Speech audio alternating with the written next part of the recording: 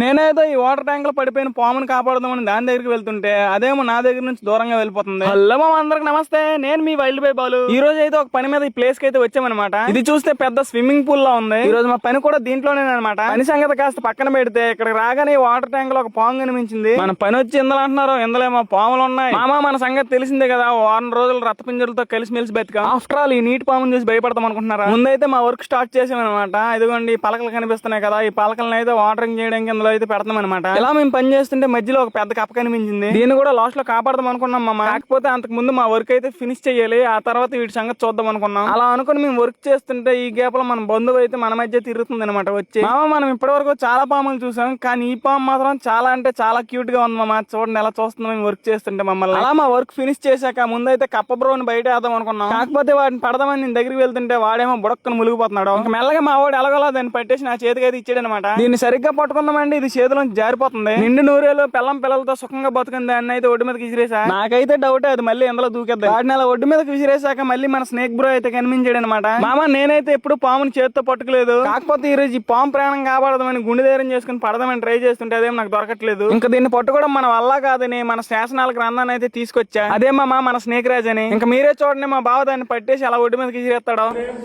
అది వండుకుంటున్నా పడుతుంది. పట్టి ఇప్పుడు పెట్టాలి దాన్ని, నువ్వు పట్టాలరా, మీరు ఇప్పుడు పడాలరా పదండి. పట్టాలి ఫస్ట్, అది ఎడేళ్ళిందో దొరకుంటున్నా.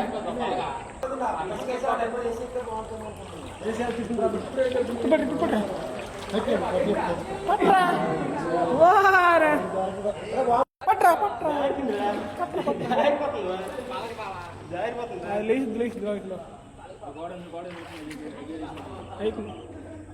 అదరా పట్టబా.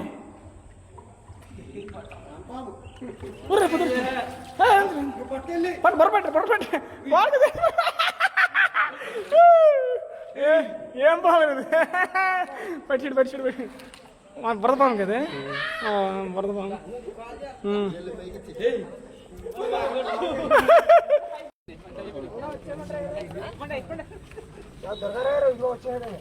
తాటకం తీసుకునేది.